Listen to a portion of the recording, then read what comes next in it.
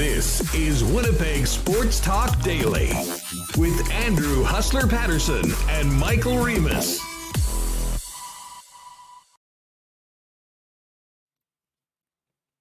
Hey, what's going on, everybody? Welcome to Winnipeg Sports Talk Daily. Andrew Paterson with you, along with the CTO, Michael Remis. And we have a great show coming up today. Lots to get to on the Canadian Football League. The Winnipeg Blue Bombers, they get ready to host the Toronto Argonauts on Friday night. The Hammer himself, Jeff Hamilton's coming up in a few minutes. We'll actually get into a little bit of Jets talk with Jeff Hamilton. Jeff, of course, will be working a lot of, all over the sports pages, the Winnipeg Free Press going into the fall, focusing on the Winnipeg Jets and the Winnipeg Blue Bombers. We'll talk to him about Neal Pionk's arbitration date later on this week and what he's hearing as far as what might be going on behind the scenes as the team and the agent tries to get a deal done. And then we'll talk Bombers and CFL. And if you missed it yesterday, or I guess it is today, Jeff's got a great new column in the Winnipeg Free Press with all of his thoughts on everything going on in the Canadian Football League. If you haven't seen it already, you can go to freepress.com and check it out, or check out his site or his Twitter feed at Jeff K. Hamilton and get the link to it. But lots to unpack after week one of the Canadian Football League. And of course, the Bombers, they look to go 2-0 against Ryan Dinwiddie, former Blue Bomber quarterback, who's now 1-0 as a rookie head coach in the CFL. We'll also talk some football, both CFL, maybe a little NFL, and indoor football, dare we say. Longtime CFL star Manny Arceneaux is going to join us. And Manny is down in Texas playing a little indoor football right now and staying in shape in case he may get a call to go back up north of the border at some point in the CFL season. So we'll check in with Manny Arceneaux. And then a little bit later on, Chris Peters with a little hockey talk. He just finished up the Ivan Hlinka tournament. We'll discuss the prospects going into next year's draft and also get his thoughts on Chaz Lucius and the other members of the Winnipeg Jets draft class of 2021.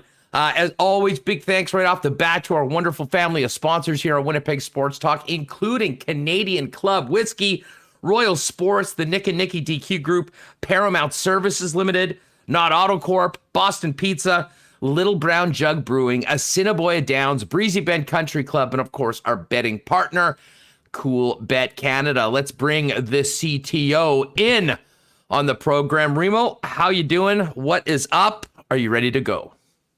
I'm always ready here, Huss. Come on, I'm feeling good. I'm starting to look ahead to CFL week 2. I saw the DraftKings salaries, no lines yet. I think we'll be guessing them at the end of the show, but I'm in a great mood. You know, weather is cleared up. It's nicer. We got our rain, which was awesome. But yeah, just a nice summer day. Looking forward to a great show. Another great week of shows coming up. Yeah, you know, we do have a lot coming up. And I guess first things first, and I'm not sure when this will happen, but, you know, we're certainly hoping to get Desiree Scott on the program at some point over the next few days. But welcome back to the Golden Girl of Winnipeg. Desiree Scott and her Olympic gold medal from the women's soccer stepped back at the Winnipeg James Richardson Airport last night. It was great to see a large welcoming committee for Desiree. And, you know, I got thinking last night, Reem, I mean, there's been so many incredible pictures of Des with the gold medal on the field. You know, we've been talking and watching her, you know, grow to an Olympic champion over the course of, well, certainly 9 years since 2012, but even longer than that, back to her days as, you know, growing up here in Winnipeg and starring for the Bison women's soccer program. Let me just put this out, Reem. If the Golden Boy ever gets canceled for some reason, I think we know what can go on top of the legislature, the Golden Girl, and that would be Des Scott. Sure, yeah, I'll vote for that.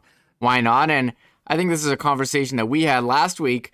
You know, when you see the welcoming she got at the airport, I saw CBC had a nice article, got some quotes from her. But I mean, in terms of, you know, the Mount Rushmore of Winnipeg athletes, you know, now with the gold medal, I think you have to put her close to the top. I haven't done my official rankings, but I would think that she's top 10 for sure, top 5 Winnipeg athletes. Oh, she's on it. She's on it. I mean, if we're talking a Winnipeg Mount Rushmore, of the top athletes and achievements ever. To be honest. And, Terry Sawchuk is a guy that's name comes up a lot. He did have the NHL shutout record for a long time. I mean, he played in an era where he certainly was absolutely incredible. But, his career was cut short due to problems that he had off the ice. And it's actually somewhat of a tragic story. He certainly was incredible. But I have to say, I think Desiree Scott is on it. I think Jonathan Toews is on it. I think Cindy Klassen is on it, and I think Clara Hughes is on it. I mean, to me, that's the four right now. And I would have made an argument that Desiree Scott was actually already on it before they won this gold medal. But to cap off that international career with her third Olympic medal, the first ever gold medal for Canada ever in the global game, I've spent a lot of time over this past week or so, thinking about this, and always with a big smile on my face. I'm sure I'm not the only one that still somewhat get butterflies just seeing, the girls come back with their gold medals and how happy they are and how that brought this entire country together, and people are still buzzing about it. But I have thought about the significance of this victory and where it stands. And the more I think about it removed from the game, usually recency bias, you'll kind of get more perspective. The more I think about this, the path that this group of women went to win the gold medal, and the fact that Canada has never been an Olympic or a soccer power overall worldwide, for Christine Sinclair to get things going, to inspire another generation of young women that have grown into the Olympic gold medalists, it's hard to really even compare this victory to anything else, Reem, because our greatest team victories are, of course, in things like hockey on both the men's and the women's side. And in those events, Canada was always the top dog. That's the team that people were coming to get. I mean, the soccer, it couldn't be more different, coming from basically an also-ran and an afterthought in international soccer, and now being on top of the world. So there's so many great things coming out of this. The legacy that Desiree Scott is going to leave in Winnipeg and would have left even before winning a gold medal was so significant. That's the other thing that, I think really goes, above and beyond. I mean, she's a kids sport ambassador. She's working with the Homeless World Cup. She's done 1 million soccer clinics and whatnot for younger kids. I mean, I know Cindy Klassen was involved in speed skating, and Clara Hughes was, an incredible humanitarian and did a number of things, but again, was away from Winnipeg for a long time. And, Jonathan Toews, phenomenal player, has been in Chicago most of the last 10 years, has come back into the odd summer and done, an event here or there, which has been great. Desiree Scott is always here in Winnipeg and reps this city like none other. So, I mean, to me, the more I think about it and talk about this out loud, Remis, the Mount Rushmore of Winnipeg athletes might start with Desiree Scott, and then we can figure out everybody else. Yeah, well said, Huss. Well said. You've convinced me. And again, I think you saw the outpouring of support. I think the max viewers for a Friday morning game was like 4.4 million. The one thing I've seen is, Soccer Canada is now like scrambling to come out with merch. People are like, we want to buy jerseys and stuff. And like they finally, I saw the coach and other players tweeting out, hey, we actually now have a Twitter account for Canada's women's national team. They didn't have one until now. So I think I will say, I've been very all over, Twitter for years following the women, and it's all done through Canada Soccer. Yeah. So it's Canada Soccer EN for English. I assume they have a Canada Soccer FR, and it's not just dedicated to the women, it's dedicated to the men's team, it's dedicated to the junior programs, and it's all in there.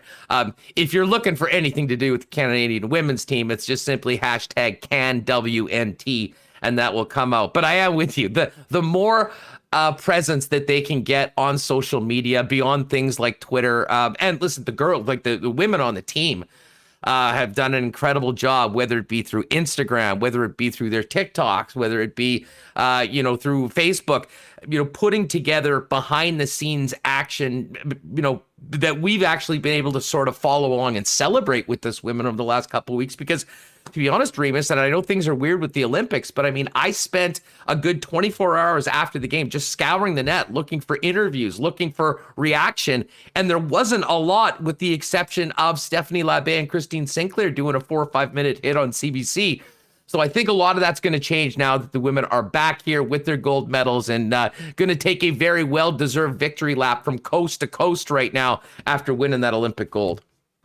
Yes, definitely. We'll see that gold medal out and about, I'm sure, be doing tour. And I guess, we're talking with Sean Fitzgerald on Friday. Like, will this be a moment that changes, the perception of soccer in Canada? Is this the thing that launches a women's pro league? I mean, they're trying to get a women's pro hockey league.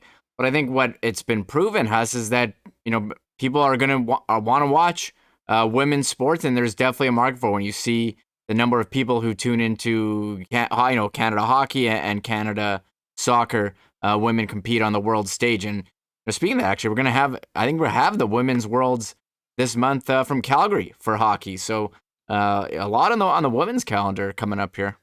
Well, and it is so great that event is going to happen because, I mean, we all remember Halifax was getting ready to host it, and the Maritimes had been in a very nice spot COVID-wise as opposed to the rest of the country and really the rest of the world. And a big part of that was the geography. But things got a little hairy a little bit before that all, the tournament started and ended up being canceled. And I think a lot of people thought that was going to be it. So I'm just happy, much like the Olympics taking place, albeit without fans, I'm happy that the athletes were able to get an opportunity to compete. And certainly we'll look forward to probably another amazing matchup between Canada and the United States battling it out for gold. Although we have seen a number of the other programs, get better. And it wouldn't be the worst thing to have maybe one of those two teams not win. But with it being in Canada, let's make sure our Canadian team is in that gold medal game. And it'll certainly have more eyeballs on it if it's Canada-USA, because that has turned into one of the truly great rivalries in all of sports. Speaking with good news, hometown stories, Remis. Brady Oliveira, Player of the Week in the Canadian Football League. Hard to imagine a better way for the young Winnipeggers' first ever CFL start to go on a historic and very special night at IG Field that ended up with him leading the Blue Bombers to a big victory behind all that meat on the Bombers' offensive line. Oh, yeah, and he was a huge part of, icing that win there in the second half. 22 rushes, 126 yards. Hey, chipped in with the receiving game, too. 2 catches for 21 yards. First start in the CFL, remember, he came back, his first game before, the previous season, broke his ankle. And what a comeback for him. Another hometown guy at running back, replacing the other hometown guy, Andrew Harris, who's out with injury. So what a story. By all accounts, you tweeted the video of him with rescuing some dogs. Do I have that correct, Huss? Absolutely, yeah. If you have not seen that yet, if you want to go back to my Twitter feed on Saturday, I guess there's an account called The Dodo, which I think is one of these accounts that just, it tweets out videos and feel good stories, try to give some positivity in a format that unfortunately has more than its fair share of negativity. And the video just said this guy went and saved a bunch of puppies from under the house in the freezing cold. And if you look at it, well, it's Brady Oliveira. So I tweeted out saying, if you're wondering what Brady Oliveira is up to when he's not bulldozing the Hamilton Tiger Cats, check this out. And I think a lot of people hadn't seen that story, remembered it from the winter. But it just speaks to the young man that the Winnipeg Blue Bombers have on their squad. And we'll focus on what he does with his helmet on the field, but it's already quite apparent that we've got a pretty great guy in the community, and Bombers did a great thing. And so much of this goes back to Kyle Walters. By the way, we didn't properly celebrate yesterday, Remis, a very special anniversary. And no, I'm not talking about the Gretzky trade. I'm talking about Joe Mack getting fired on August 9th of 2013, which undoubtedly, as we sit here today, with the Grey Cup in Winnipeg, was the beginning of the turnaround. And Kyle Walters did a couple of great things right off the bat. He focused on rebuilding that offensive line because nothing was happening if the quarterback was flat on his ass every play. And the other thing that he did was embrace local talent. And, signing Andrew Harris could be, we'll get Joe Pascucci on, one of the great Bomber historians at some point, to talk about where that signing ranks in the most impactful free agent signings the football team's ever made. It's certainly right up there. But then having more and more local players come in. I think it's been huge for connecting the football team with the community and revitalizing a fan base that had, gone a little bit impatient over many years of all that losing. It made the team a much more likable team that was more connected to the community. But at the end of the day, these guys could all play. And no better example of that than Andrew Harris. And now, as we said, the succession plan is somewhat here. We hope that Andrew Harris will have many more great games going forward in his career. But they do have a guy behind him in Brady Oliveira that proved in week 1 that he was more than capable of being up for the job if need be, and was rewarded by the Canadian Football League today and start number 1 of his career. Yeah, the other players, player of the week, the two, a DB and a linebacker from Ottawa who shut down Edmonton and Trevor Harris, even though he passed for, 330 yards, threw a couple picks, including pick 6. Abdul Kana and Avery Williams.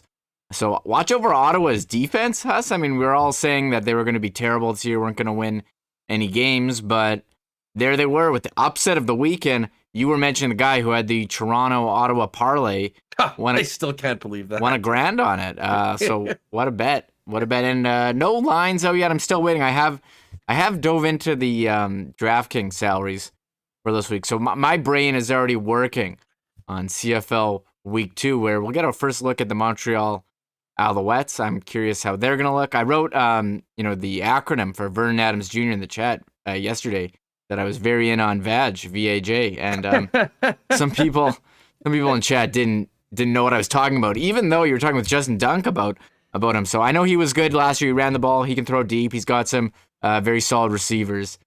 So we're diving into the CFL week 2. Also, talking Bombers. One other thing, too, I know you're going to bring it up with Jeff. Counting down to Neal Pionk's arbitration hearing. It's on Friday. Will we get a long-term deal before then? Or will we be holding our breath throughout the weekend as we await the details of another arbitration hearing for the Jets? I remember the Copp one. I think the Copp one was over a weekend, too, if I recall. Yeah, the date escapes me, but I just remember the interview with Andrew Kopp on the program after the arbitration and how frank and honest he was about the entire ordeal. And I think everyone is hoping that's avoided for both players for the best interest of both the team and the player. Just before we get to Jeff Hamilton, we some great comments on our discussion about the Mount Rushmore of ranks in the Mount Rushmore of Winnipeg athletes all time. I mean, Ducky certainly would be a guy, but again, he's not from Winnipeg. Ducky, Solani, some of the guys that did things. I'm more talking about Winnipeg natives and what they've done on the world stage. Certainly lots of love for Des Scott. Jen Jones up there, right there. I mean, curling is an Olympic sport, and she's the greatest of all time. I think she'd certainly be in that category. I already made the case for Des Scott. I mean, I think Jonathan Toews with the Stanley Cups and the Olympic gold medals, he gets on that list. And then to me, it's just very difficult to knock off Cindy Klassen and Clara Hughes for what they accomplished Olympics and worldwide. Now, Clara Hughes, I believe, first athlete ever to win multiple medals in the summer and winter Olympics. So it's a tough discussion. And then you get into, Mark Stone. Certainly he's had a great career and, was a guy that has been, we would mention when we're talking about it, but pretty hard to jump over any of those other ones. So anyways, you can get your thoughts on that. Hit us in the chat, hit us on Twitter. If you're listening to this on the podcast at Sports Talk WPG, with your the Mount Rushmore of Winnipeg athletes, and see what you think. All right, Jeff Hamilton's coming up. I cannot wait to get to the game on Friday night. I will see you all in around the Brugal Rum Hut, the Jim Beam Stillhouse, and that great social area. And maybe we will have to cheers a Canadian Club or two. Great to have Canadian Club on board as our official spirits partner here on Winnipeg Sports Talk. And of course, the official whiskey of the Winnipeg Blue Bombers, which you can get at the Jim Beam Stillhouse, at the Brugal Rum Hut, and throughout IG Field when you get there on a Friday. Get the great taste of Canadian Club, best in the biz since 1858 at your local liquor marts. Or maybe we'll cheers one out at IG Field coming up. Really looking forward to having Canadian Club on board and We're going to have some very fun giveaways and promos with them throughout the Bombers season as we get going in. Also, our friends at Royal Sports. Now, Remis was just talking about some of the Canadian women's soccer players saying, there's a huge run in demand on Canadian soccer merchandise. A lot of people are late to the party. One place that isn't is Royal Sports. They have been, your number one headquarters for pretty much any sort of merchandise. Now, they do have a great selection of Canadian soccer gear right now. We showed a couple. You can find out more. Check their Instagram page at Royal Sports Pembina for it more. Now, I don't believe they've got the individual players' jerseys or gold medal champs gear yet, but when it's made, it'll be at Royal Sports. But right now, you can go there, get suited up in your red and white, celebrating the Canadian women's soccer victory, and of course, your blue and gold for the game on Friday night as the Bombers host the double blue of the Toronto Argonauts. And while you're there, check out the bike selection, all the camping gear, exclusive new limited edition Yeti merchandise as well. It's all there at Royal Sports, 650 Rally EK, 750 Pembina Highway. And only appropriate that Hammer's coming on right now because Nick of Nick and Nikki DQ, a great friend to both of ours. I know Hammer's had the odd blizzard as well. I have been digging into some of the treats that you get, the Dilly Bar, the Buster Bar, which is my new favorite as well. But there's no substitute for popping into a DQ and grabbing a blizzard and maybe one of those ultimate grill burgers as well. Do it tonight. Do it on the weekend. It's hot right now. It's great ice cream weather. Nick and Nikki DQ with DQ Northgate, Niverville, Polo Park, and Dairy Queen St. Anne's. And you can follow them on Instagram at DQ Manitoba and order cakes right over social media, and they'll be ready for you to pick it up. All right, let's get down to business. We're going to talk a little football. We'll talk some hockey and much more with Jeff Hamilton of the Winnipeg Free Press, who joins us now. Hammer, what's up? How are you, my man? Huss, always a pleasure, man. Always doing well. How are you doing? I'm doing great. Hey, I'm going to spring this on you, and I know we did not plan on talking this, but I got on a bit of a roll at the beginning. I know I still, like so many people, I'm honestly basking in the glory of this Canadian women's Olympic soccer matchup. I don't think, now, I remember how happy I was with the Grey Cup win, but there was almost a sense of relief in that had been so long coming, and we don't have to talk about not winning it for 29 years anymore. And being there was so special. But we're now 3-4 days away. And maybe it's the fact that we haven't heard from a number of the athletes. But if there's one of those women on my social media screen or on television, you're immediately fixated. We're trying to get as much as we can from these stars. And it got me thinking, Desiree Scott, now as Olympic gold medalist in the worldwide game with Canada, being with the team from 2012 all the way here, she and Christine Sinclair, the only two holdovers. I will make the argument that she is, if we're putting together a Mount Rushmore of all-time Winnipeg athletes based on accomplishment on the field, importance to the city, certainly what they've done within the community, and then performing at the highest level on the world stage. To me, she's on it right now. Other names that I had, Jonathan Taves, Cindy Klassen, Clara Hughes, with some very, very other worthy people probably just missing the cut. Just thoughts on Des, that win, and where she ranks amongst the most important, impactful athletes in the history of our city. Oh, man. So I will make an argument that there is no argument that she starts. She's the number one person on that list. Even though all those people you mentioned, accolades are great, awesome. If we're talking about a true Winnipegger, we're talking about a true human. We're talking about somebody who is someone we want to strive to be on the pitch and off. She's the number one by far. So to me, Desiree Scott, as you mentioned, the gold obviously puts her in a conversation that very few Canadian athletes can have. Obviously there's lots of hockey players, Jonathan Taves included, who've captured gold at the Olympics, but just her journey. Anyone who's familiar with Desiree Scott, the accolades are clear, right? Whether it's the Olympic medals, whether it's her representation for Canada, whether it's her representation for, her time at the U of M and go further. We're talking about, community club soccer and where she grew up. And on top of that, I don't know if you guys know much about her most recent kind of obstacle, and that's not the Olympic Games. It's helping her family out in one of the worst situations that they've been put in with her foster siblings and her brother.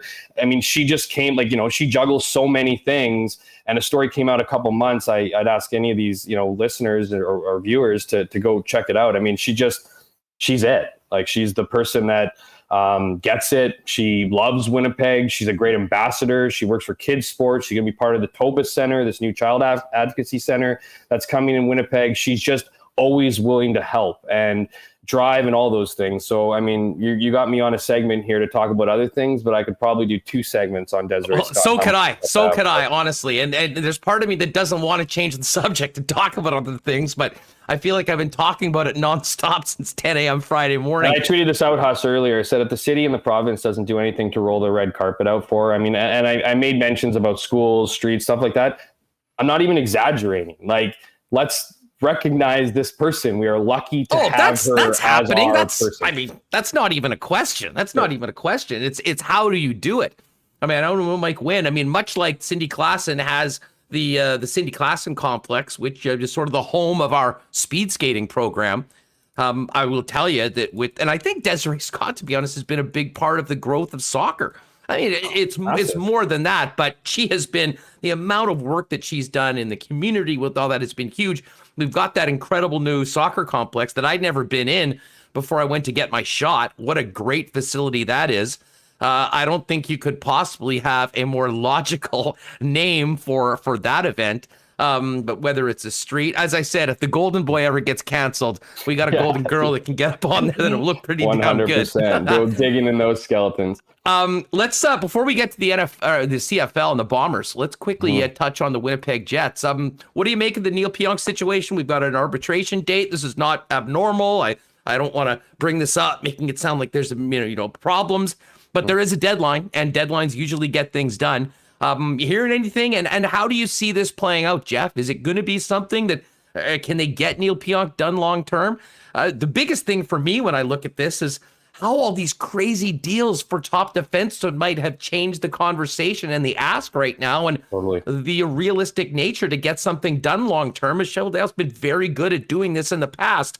But man, the market sure took there's been a lot of sticker shock, shall we say, with some of the numbers that defensemen have been signing, certainly on the top end.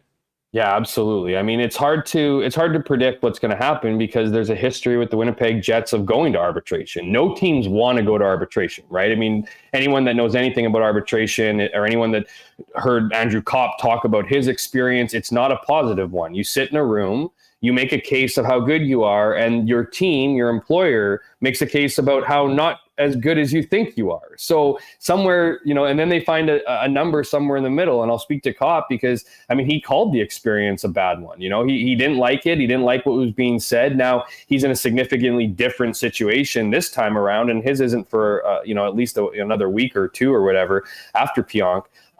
But we know that the Jets are willing to go that route. Now, are they willing to go that route with arguably their best defenseman? I guess we'll wait and see.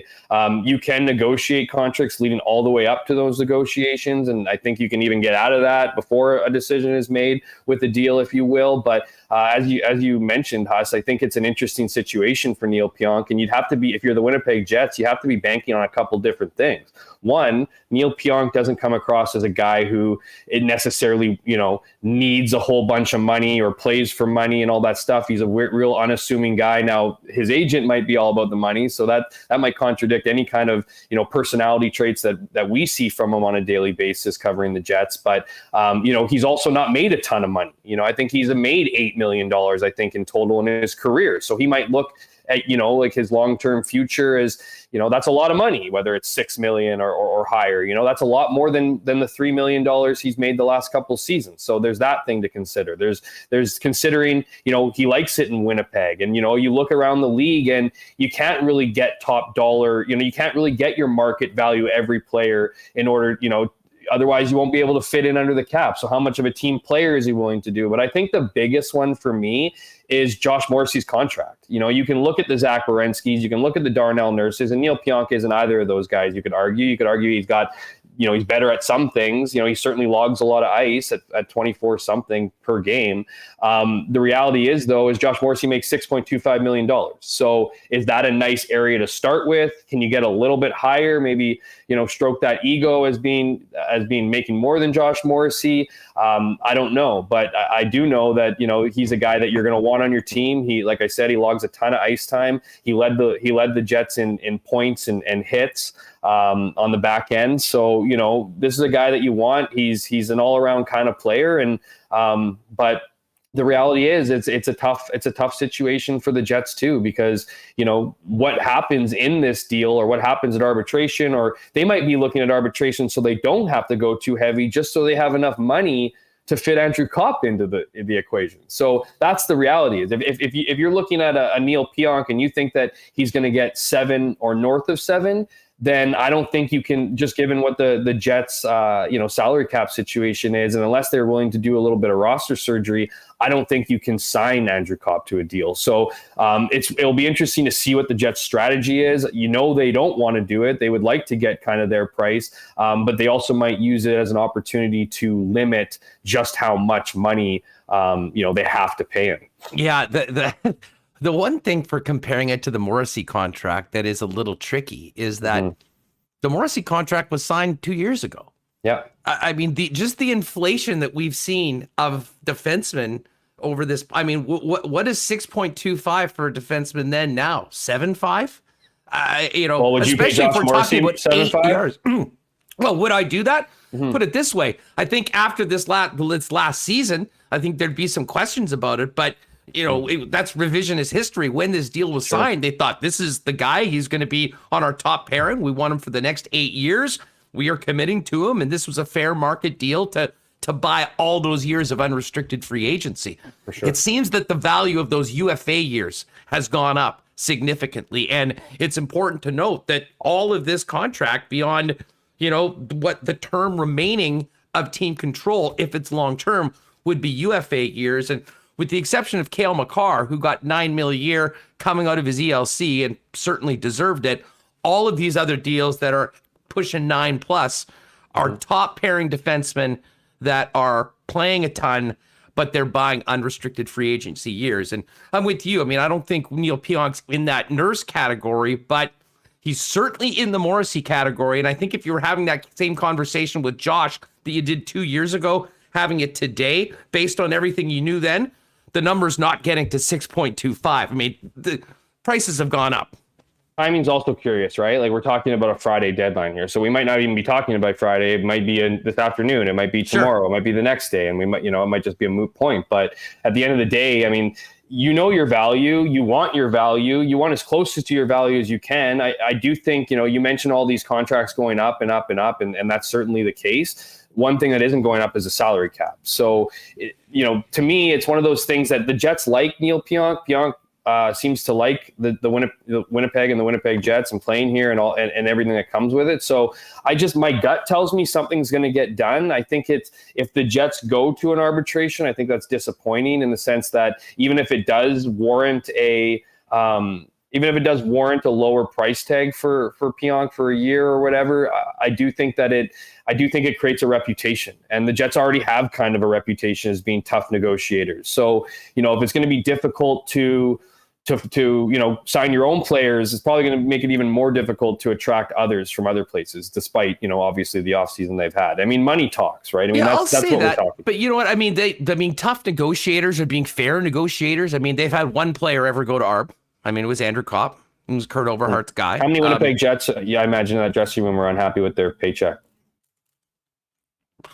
I don't know. Well, let me ask you that. Mark Scheifele, probably 100%. Like, you know what I mean? There's been efforts to lowball guys, and then there's guys that you just absolutely wouldn't take. No, hey, wait a second. No one forced these guys to sign. Absolutely. No, I mean, they went, yeah, I'm in. Let's go. No, I'm not making excuses. I'm just saying they've been good at it, but I just think there's I would say that's it's a slippery slope is all. Any player that signed an 8-year deal 3 years or 4 years ago that's a top player in the league that's looking around now, I don't think that's unique to Winnipeg. I think that's literally any place in the Mark NHL. Scheifele's going around huffing and puffing about his contract, but when he looks around the league and he looks at his points totals, he knows what he left on the table. And the negotiation the next time around is he's going to be looking to get that back. 100%. Yeah. Well, I mean, that would be, look, what's Nate McKinnon thinking right now?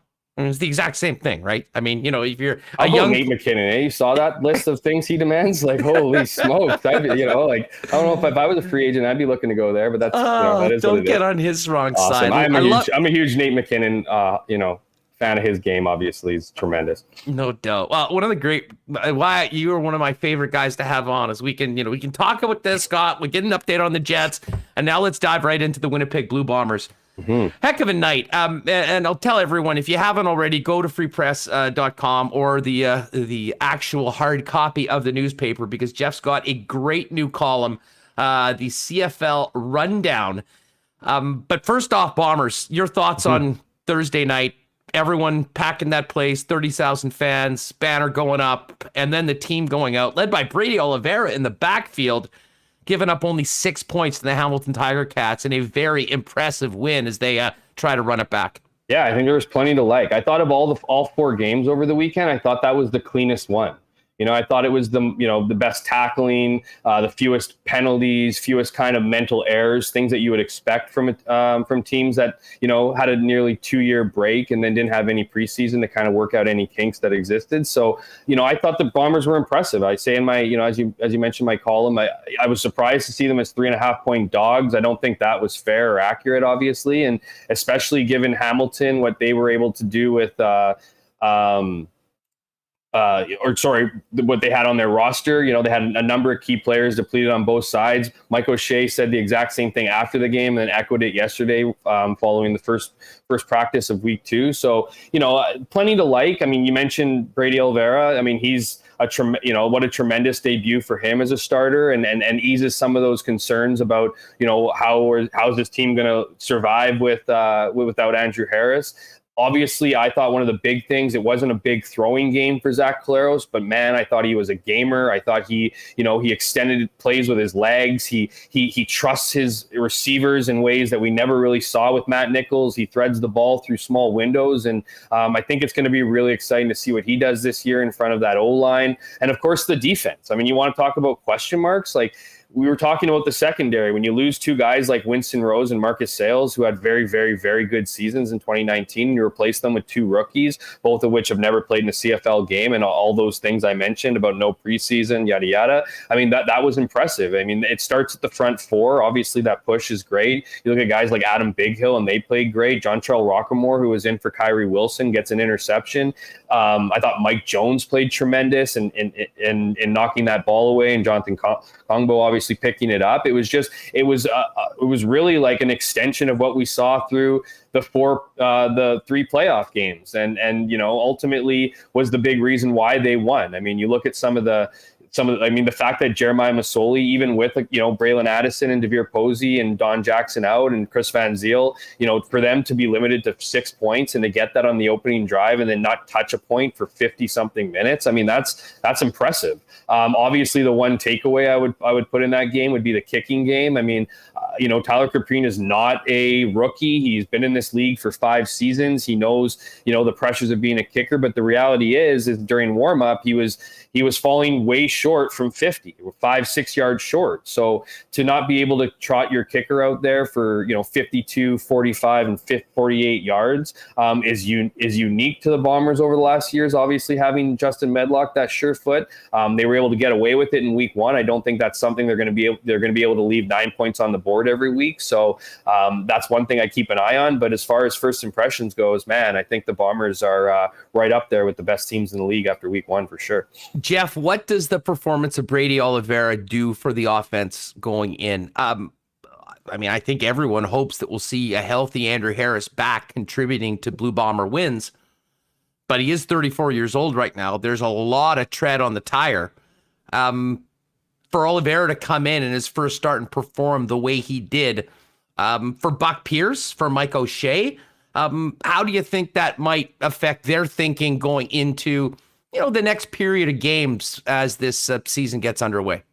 I think it changes a lot of things, or at least it just strengthens up things that they were hoping for, right? I mean, you need a running game. Obviously, that big question about Andrew Harris wasn't just because he was the leading rusher for the last 3 seasons. It was because the offense just seemed to go through him, like whether it was receiving, whether it was running, this offense would only go as far as Andrew Harris would take them. So naturally, with him out of the lineup, even with Zach Collaros in, you're wondering, okay, how do you establish that run game? Because if you become a one-dimensional team in the CFL, you're pretty easy to defend. What Brady Oliveira's performance does for this offense and this team moving forward is they demand respect out of the run game. You look at Davis from Jagger Davis from Hamilton, for him to, a great defender in this league, for him to come out and say that, Brady is a kind of guy who could be a future star here. He's got such potential and blah, blah, blah. That endorsement's massive, and it's going to ripple across the league. And just, he brings a special energy. He brings an energy very, very similar to Andrew Harris. Like when he busted for a big run for a first down, or when he got that 21-yard catch on 3rd and long, the guy got up and looked at the crowd, and you could feel it. You could feel his energy, you could feel his passion, and you want that out of your runner. You want that in your huddle. So I think it's just going to do marvels for this offense, and it's going to free up receivers. You got a guy like Kenny Lawler who had a great game in week 1. You got other players that Darvin Adams is probably not too far off from returning, and Nick Dembski, Drew Wolitarsky, all the receivers. You know what I mean? Like Rashid Bailey. There's an experienced group here. So just adding another piece like that and not having to worry about it is a big thing. And the last thing about it is Andrew Harris can rest. There's not as much pressure for him to return if they're getting the results. There's way more pressure if he comes out and it's a 40-yard performance and the Bombers lose, right? It's all of a sudden, well, where is Andrew Harris? His team isn't going to do anything until Andrew Harris is back. So it allows him to kind of go through whatever he's going through and get back top notch. Because at the end of the day, once Andrew Harris is healthy and ready to go, he's the one you want there with what seems like a very great future with Brady behind him. It goes without saying, with the star power of Andrew Harris and what he's done for the Bombers over the last few years, he's the sort of guy at the top of the injury list that everyone talks about. But I would offer that Darvin Adams might be more impactful, the loss of it, because, you've got a guy in Oliveira that can go in and do what Brady did in game number 1. There's not quite a guy that stretches the field like Darvin Adams when he's out. When Darvin comes back in, how different does the Bomber offense look? I think it looks more dangerous. Obviously, it frees up. You didn't have Darvin Adams, and Kenny Lawler was able to get open. And the thing about Darvin too is that he has great chemistry with Zach Collaros dating back to that Grey Cup run. So that chemistry's on. So it just makes them more dangerous. It's as simple as that. You take a guy who's proven to be 1,000-yard receiver multiple years in a row, had it off 2019. So there's a bit of a chip on his shoulder here to regain some of that magic, and they just become more dangerous. That's ultimately what it is you bring in another weapon. It's like bringing in, it's like Hamilton getting Devere Posey back, or Hamilton getting, Braylon Addison. Both have better numbers than Darvin, but again, veteran leadership, veteran guy who, is going to be a prime target in this offense, and ultimately frees up other guys. Because, whether it's Andrew Harris, whether it's Brady, whether it's, Kenny Lawler in this case, eventually these guys have reputations where they're going to get, seek a lot of attention. Throw another guy in who seeks attention, and there's only so much attention you can pass around. Jeff Hamilton from the Winnipeg Free Press with us here on Winnipeg Sports Talk Daily. Let's talk about the other games. I know you, like me, spent the entire weekend in front of the tube welcoming back the Canadian Football League. Bombers played Toronto on Friday. They'll be hosting a 1-0 team. Ryan Dinwiddie gets the win in his first start as head coach and does it on the road in Calgary. Bo Levi Mitchell was 11-0 against the Argos going into that game. What were the takeaways from the big win from the Double Blue? Should we be more impressed with Toronto, or more concerned that this Calgary team is not like the one that's been a 500-plus team for the last 15 years?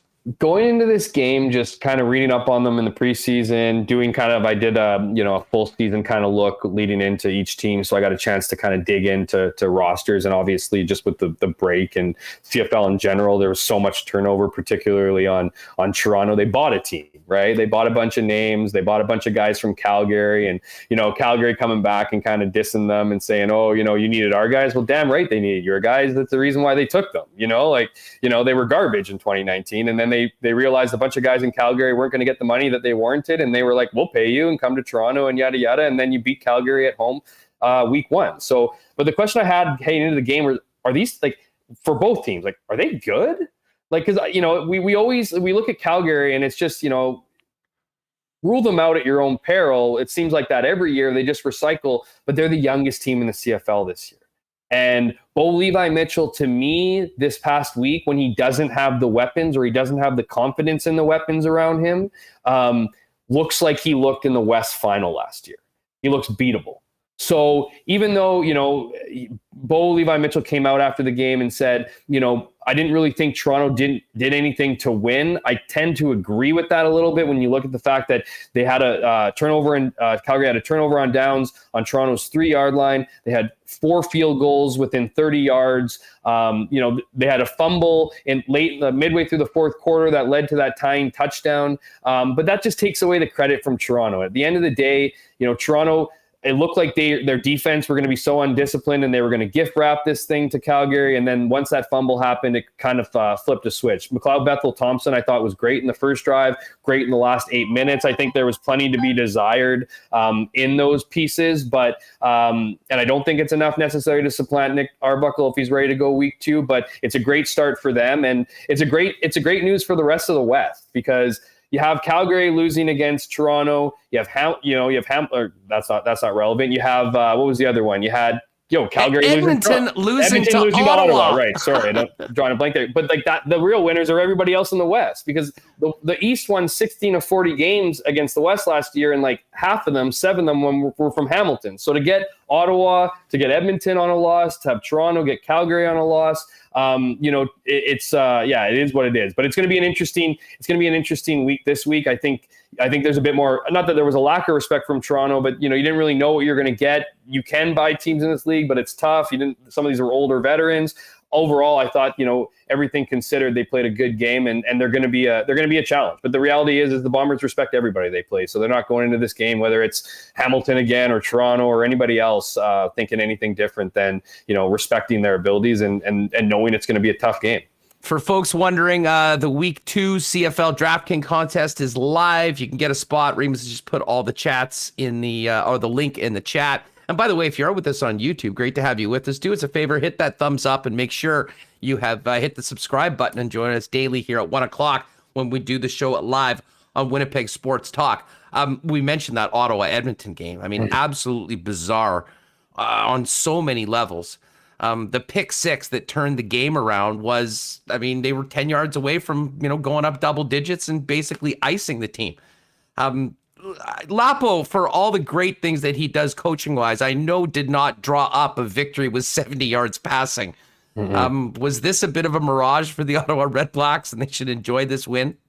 Yeah, taste this victory, because I don't think you're gonna have that taste all that much this year. It's just a tough scene in Ottawa. It was a tough scene months ago when you looked at them, and as it got closer, it just, again, great that they won. Trevor Harris effect, where you get close enough to the end zone but you can't seem to get it in. You settle for field goals, or as you mentioned, that pick 6, that was an unfortunate situation, went off Shiros's hands and just right into Cane's mitts, and he ran the rest of the way. Obviously, I think that was his second interception. He had 2 interceptions for sure, and then had that goal line stand. At one point, I was just like, Edmonton better not win this game. You know what I mean? And then when they were marching, and then sure enough, Trevor Harris, throws it to the fullback, and he just misses. It was just the perfect ending to an otherwise insanely boring game, in my opinion. It's just, and people are giving me, aren't you just happy to have the CFL back? It's both. I love that the CFL's back, and that game was boring. So, I think we learned a couple things, that Ottawa's defense is no joke, that they can certainly limit you, maybe not in yards, but in points. And also Edmonton, who I thought, it's interesting, a lot of people, the insiders, if you will, had Edmonton kind of coming out the West thinking that they were going to be some dominant offensive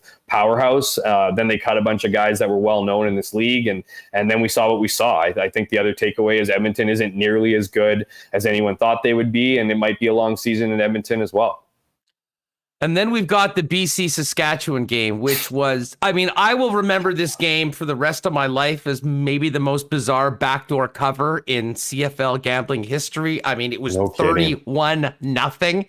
And from that point on, Saskatchewan did nothing. What can you even take away? Let's just focus on Saskatchewan for a second. Yeah. Was this a complete letdown, or how concerning was that second half performance after the way they started and took advantage of a rookie quarterback that didn't even know he was going to be starting until probably 30 seconds before he got told to head out into the huddle? I'll quickly touch on the gambling thing first. I didn't put any money on it, obviously, but if you look at the in-game betting, that would have been a disaster, because whether it was minus 17, 18, 21, those all look like slam dunks when they went up. And then all of a sudden, as you mentioned, it just kind of fell off a cliff. I think it's ridiculous. I have no explanation how Saskatchewan could go from scoring 3 touchdowns on their first 3 drives, look like world beaters, to looking like absolute trash in the second half. They had, I think Cody Fajardo threw for 2 first downs. Their offense mustered 2 first downs. They were outscored 20-1, which would have been not understandable, but it would have been a little bit more understandable if it was in BC. It was at Mosaic Stadium in a sold-out crowd after a super long layoff, and he just disappeared. And I had mentioned in my column, as you kind of said, I'm not convinced that Cody Fajardo is the second coming of Riderville greatness. So, he had a good season. I think he won the West final nomination because it was a weird year for quarterbacks. He's certainly not the best quarterback. I wouldn't put him in the top 3 in this league.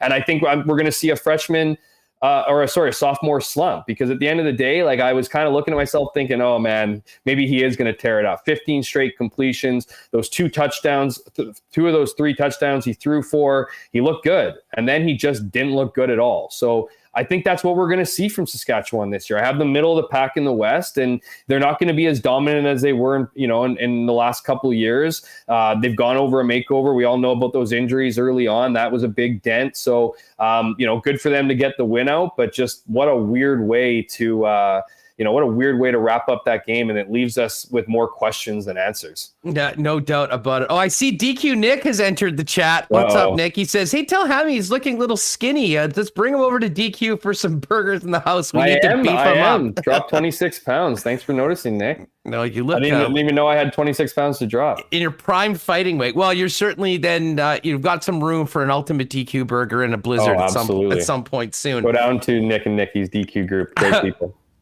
From the BC side of things, I don't even know where to start with this. Yeah. I'm on side. I don't think that this was so nefarious that they were trying to screw everyone and make the broadcasters look bad.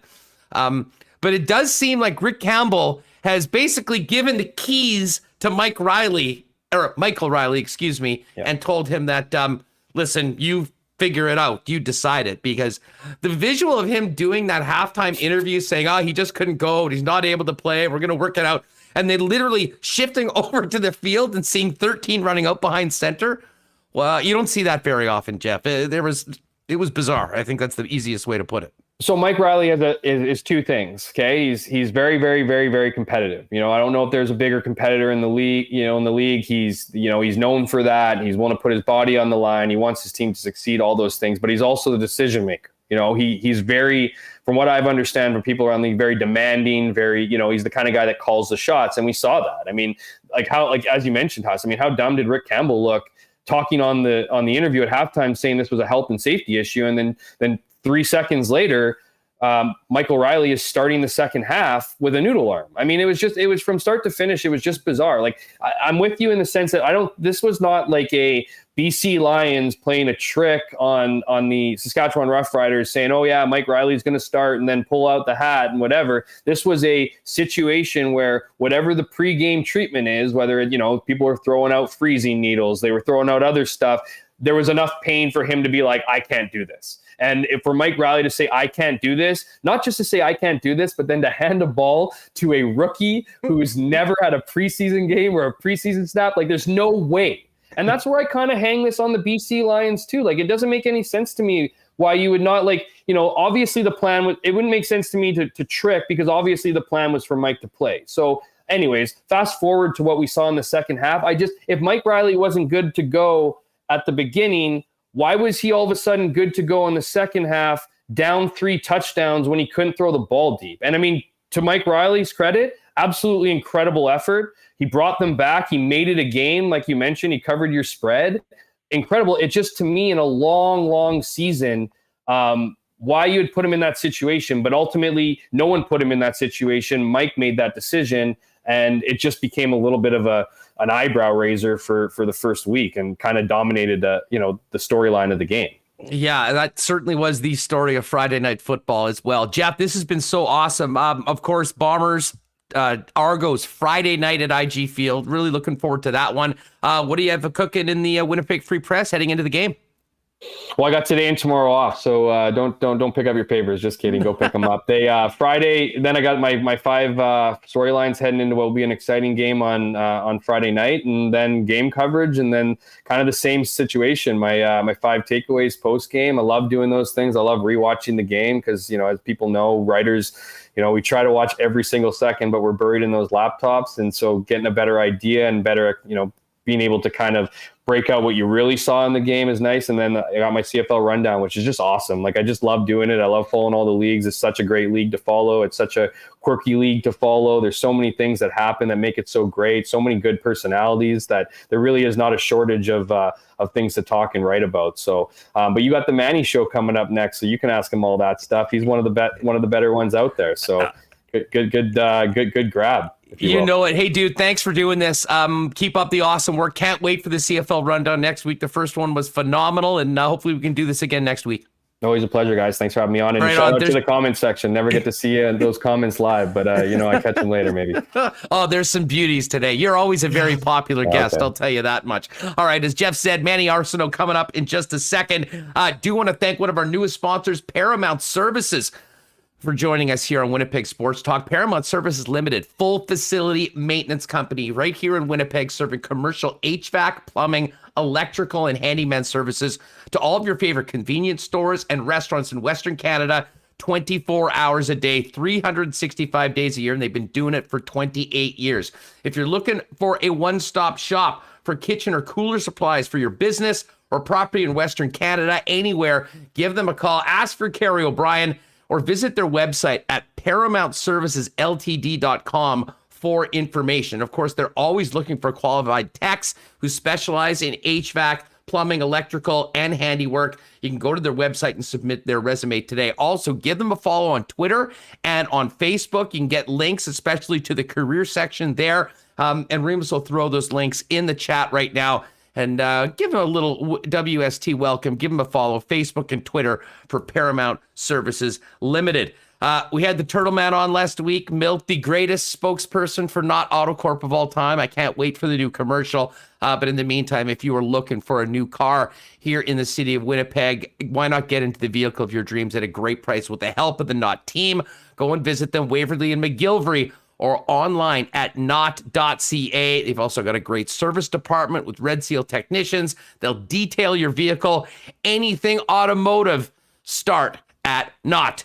And a big shout out to our friends at Boston Pizza. I went down to BP last night, had a couple cold ones in the lounge and some wings. The summer menu is here. They've got the Bulldog Margarita Fish Bowl, the White Sangria Smash, the Peachy Mojito Royale, and the Galaxy Fish Bowl, all available for you and your friends when you hit the patio. And while you're there, check out the new taste of summer, the Honey Dill Fried Chicken Sandwich and the Burger Italiano. Summer is here. Bring your appetite, sunglasses optional at Boston Pizza. All right, really looking forward to this next conversation. We will talk a little more hockey later on, but let's get into some more football and welcome in longtime CFL star Manny Arceneaux for the first time to Winnipeg Sports Talk Daily.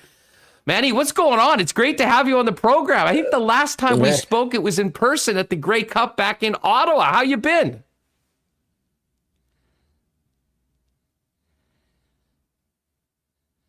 think we may have just lost Manny. We'll see if we can get the Manny Show back up. We were starting out. You can follow Manny on Twitter at MannyShow84. And Manny now playing a little indoor football, doing a lot of training and coaching. But I do have a feeling that we may not have seen the last of Manny Arceneaux in the Canadian Football League. Certainly an incredible career, mostly with the British Columbia Lions, but did finish up with the Saskatchewan Roughriders in 2019.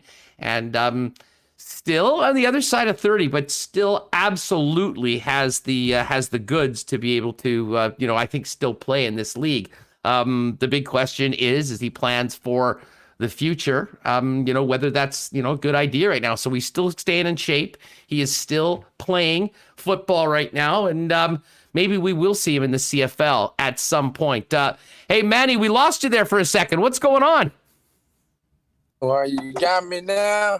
We got you now. We got you now. Welcome to the program. Hey, where are we getting you at? Where are you right now? I'm in Prosper, Texas, located about 30 minutes outside of Dallas. Now, I know you're still playing a little football, but it's not in the Canadian Football League. Fill us in on what you're doing right now and why you're not here playing the 3-down game. Oh, damn. Looks like we lost him again. Technology not being kind to us today on Winnipeg Sports Talk Daily. Remo, I don't know if you want to try and do the dial and do a little audio action right now, because we can certainly do that if we want. Yes, Christian Nevis, Manny has descended into the darkness. Leighton, Manny looking jacked for a brief second there. And no, we don't think Manny was in a car accident. I think we were just having a little bit of an issue with I think we're having a little bit of issue with the technical. I mean, the damn cell phones. We've made so many advances as a planet, as a society, and yet we still drop all these cell phone calls all along. I'm not entirely sure as to where Manny is, and we may have to reschedule it at some point, get him at a time where he's not in the car. Although we have had some guys do hits with us on the road, and it hasn't been. Yes, Paul Huss has a spell on Manny. It looks like the grid is down again in Texas. Darb. That's a pretty good one. And no, Paul Adet, this has nothing to do with Remis on the mute button. Let's actually get Remo back in if we do have a little bit of time, because we do have Chris Peters coming up a little bit later on the program.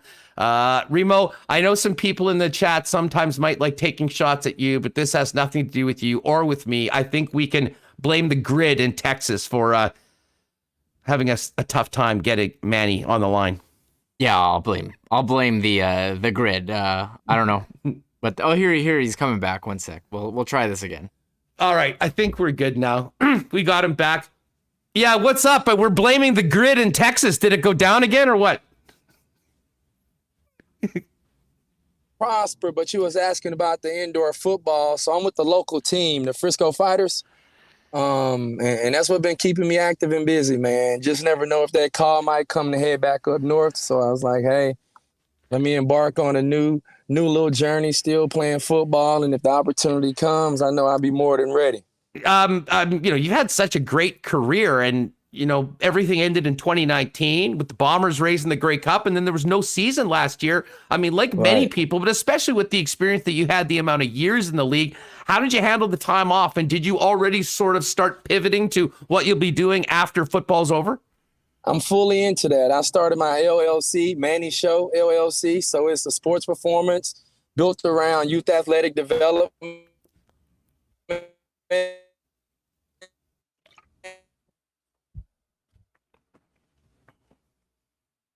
and involved. That's what been keeping me busy.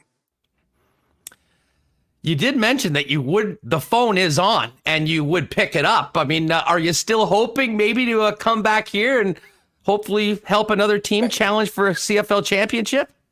I would hope sooner than later, but that's not my call. But if a call was to come, I'm more than ready to go. I'm in game shape, body feeling good. So feeling like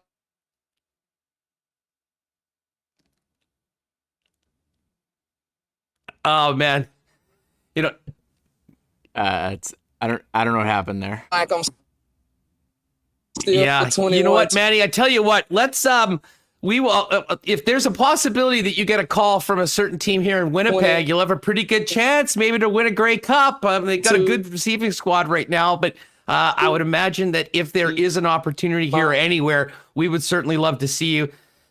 Two teams went at it last Friday in a pretty bizarre game between the Lions and the Rough Riders. And to be honest, I have a hard time thinking that there is not a number of teams that could not use Manny Arceneaux. But great to catch up with Manny. Obviously, we're having a bit tough time with the connection. We will hopefully get Manny on at some point later on this season if he's available. But as I said, I think there's probably a pretty good chance that at some point soon, Manny Arceneaux might be coming back above the 49th to play once again in the Canadian Football League. I did hear him say earlier this week, chatting with Rod, that in all likelihood, this is going to be his last year of football. So he's staying in shape, playing in the Indoor Football League down in Texas. And if somebody needs a veteran wide receiver to step in case of injury or a performance, he'll be ready to go. And we'll be looking for that coming up very soon. All right, we are going to talk some hockey. Very much looking forward to talking with Chris Peters in a couple minutes, because Chris is, we're already on to scouting for next year's draft. And while we won't be getting into all of the prospects, certainly do want to get his take on the class of 2021 for the Winnipeg Jets from the NHL draft, as well as what we're seeing from the Hlinka and some of the players, some of the names that we might want to have on our radar as we get into next hockey season. Before we do that, do want to thank our wonderful beer sponsors over at Little Brown Jug Brewing. The tap house is the patio's open now. The building's open now on William Avenue. And if you haven't been by, I mean, it's such a great spot to go meet some friends for a couple of delicious Little Brown Jug products. You can also pick up the summer variety pack there. You can see on the screen the flagship round, the 1919. Some amazing merchandise from Little Brown Jug as well. But most importantly, get back together with friends and drink some of the best beer pumped out in this province locally each and every year. You can go to littlebrownjug.ca. You can order online. They'll deliver it to you within the city of Winnipeg same day, as long as you order by 4 p.m. It's never been easier to get the great taste of Little Brown Jug in your hands right now. littlebrownjug.ca, or pop down and see them on William Avenue. Pretty wild night of racing last night at Assiniboia Downs. Last couple races had to be called. We've gone through this drought for so long, and then lo and behold, what happens?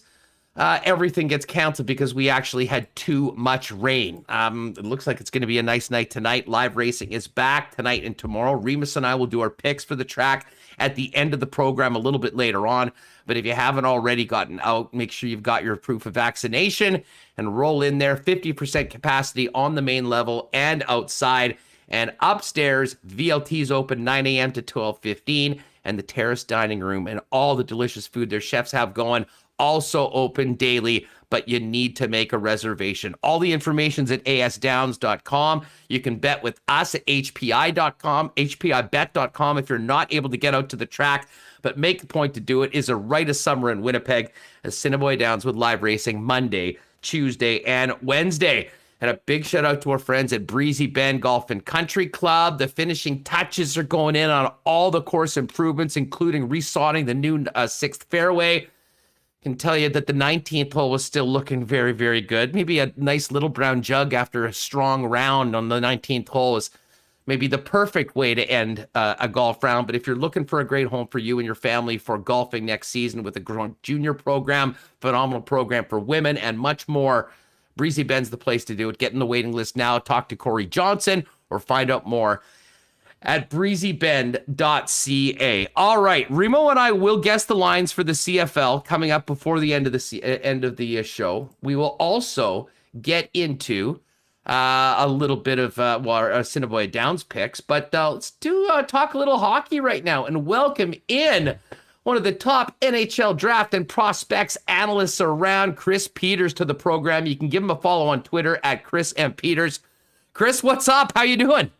I'm doing great. Thanks for having me. It's going to be talking hockey in August, and I mean, it's the season never ends for the draft guys, I guess. Well, I can tell you, we were speaking with Mark Hillier, the Jets director of scouting here in Winnipeg, on the Monday after the draft, and kind of jokingly, like, "Oh, you and the scouts go on vacation for a couple weeks?" Actually, no, I'm home for one day in Newfoundland, and then we're going over to the Alinka. So, there really is no rest for the wicked. I think maybe the most relaxing days for the scouts all year, probably like the day before the draft, because pretty much the work is done. There's nothing left to do. And then you go make the picks. Let me ask you this, Chris, based on your research, your thoughts, and talking with other people within the industry, how different was everyone's list going into this past draft because of the challenges when it simply comes to scouting the players that were in the 2021 draft class? Yeah, I think it was vastly different. I mean, you look at some of the picks that were made in the draft, and it was just, there were a lot of raised eyebrows. It's like, oh, I don't know, I'm not sure. I had a chance to talk to a lot of the guys immediately after, because I went to the World Junior Summer Showcase, and a lot of scouts were there, and it was like, what did you like? What did you not like? And they did mention it's just like, it just felt like nobody knew what was going to happen. And most years going into the draft, you're going to know probably maybe top 15, top 20, have a good idea, maybe not the order, but a pretty good idea of who those players are going to be. And this year it might have been the top 9 or so, if that. And then it really changed by team to team. And then, there were so many different variables in this year, not only with all the different draft situations where, your leagues that weren't playing and all those other things, or injuries or what have you. There were 2 goalies that were potential first round picks. That changes the dynamic of the first round.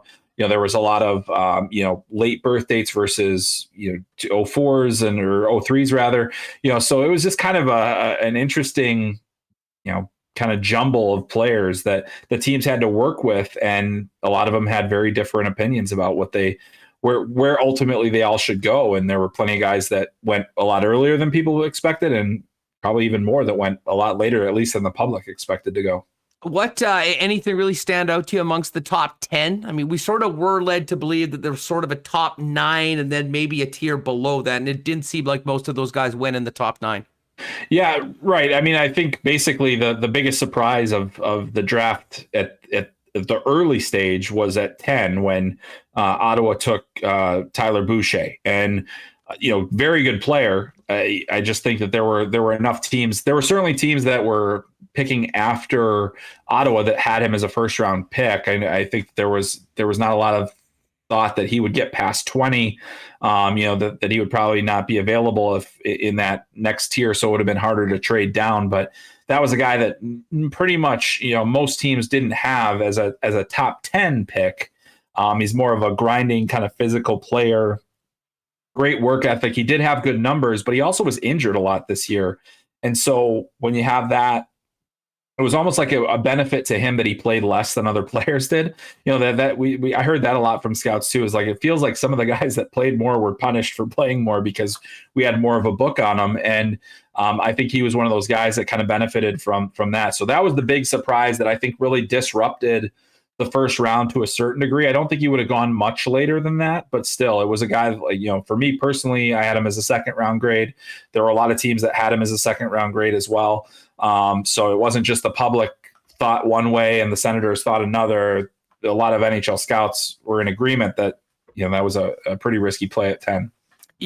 Chris, last year, the draft happened and all of us in Winnipeg were saying, how the heck did Cole Perfetti fall to the Jets at 10? And, he had an unbelievable season. I mean, as terrible as the pandemic was and everything that came along with it, he was one of the few that really, I think, benefited from the situation, playing in the American Hockey League and the World Championships and all that. So Perfetti is now right at the forefront when it comes to the Winnipeg Jets, potentially even cracking the lineup in the next season or two. We had similar conversations talking to scouts about Chaz Lucius. What did you make about the player the Winnipeg Jets got and when they got him? Well, I mean, I didn't think there was a chance they were going to get him there. I didn't think that was a guy that would be around past 15. I thought there were too many teams ahead of them that, like those kinds of players that have, a lot of national team development program guys in their system.